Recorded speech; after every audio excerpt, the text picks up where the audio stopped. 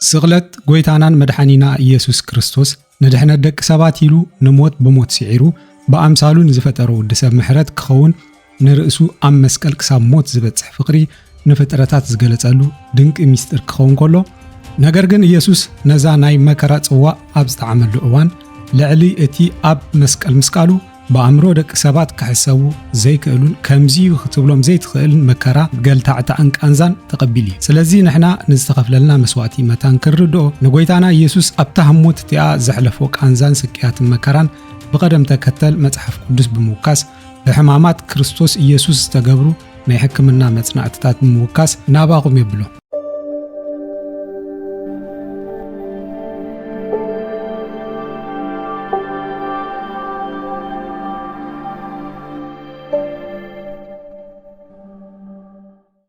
ዳማይ ናይ ደም ረሃጽ መበገሲና ናይ ጎይታና መድኃኒና ኢየሱስ ክርስቶስ ስቅያት ሓደ ኢሉ ዝጀመረሉ ጌተሰማኒ ጌርና ኣብታ ለይቲ እቲኣ ንኢየሱስ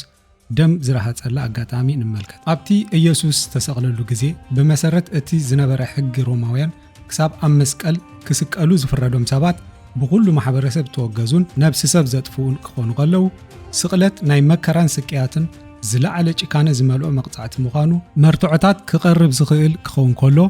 ሮማውያን ማዕረ ሸፋቱ ስለ ዝረኣይዎ መድኃኒ ዓለም ምዃኑ ምቕባል ኣብዮም እዮም ኣብ መስቀል ክስቀል ዝፈረድዎ። ኢየሱስ ብፍቓዱ ንደቂ ሰባት ክብል ዝተቐበሎ መከራ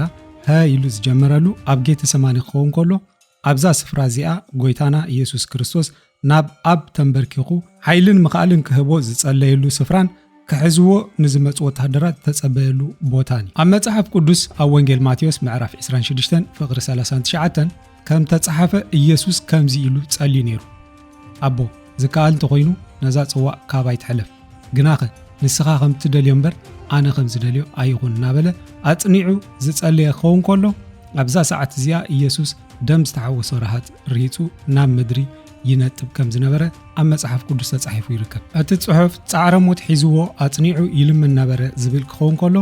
እዚ ኸኣ ኣብዚ ሕጂ እዋን ብዓውዲ ሕክምና ሄሞቴድሮሲስ ተባሂሉ ዝጽዋዕ ክኸውን ከሎ ደቂ ሰባት ኣብ ኣዝዩ ከቢድ ወጥርን ጭንቀትን ደረጃ ምስ በጽሑ ኣብ ሰብነትና ዝርከቡ ረሃጽ ዘመንጭው ጽክታት ደም ዝተሓወሶ ረሃጽ ምምንጫው ክጅምሩ ከለዉ ዝፍጠር ክስተት እዩ። እዚ ማለት ኢየሱስ ነቲ ዝመጾ ዝነበረ ከቢድ መከራን ስቅያትን እናሓሰበ ኣዝዩ ተጨኒቑ ከም ዝነበረን ተጊሁ ምጽላዮ ከም ዝቐጸለን ናይ ዓለም ንጉስን ፈጣሪን እንከሎ ኣምላኽነቱ ዘይኮነ ነቲ ካብ ማርያም ዝነስኦ ስጋ ሰብ ለቢሱ ከም ሰብ ፍርሕን ካልእን ዝኣመሰሉ ስምዒታት ብዝግባእ ከም ዝተቐበለ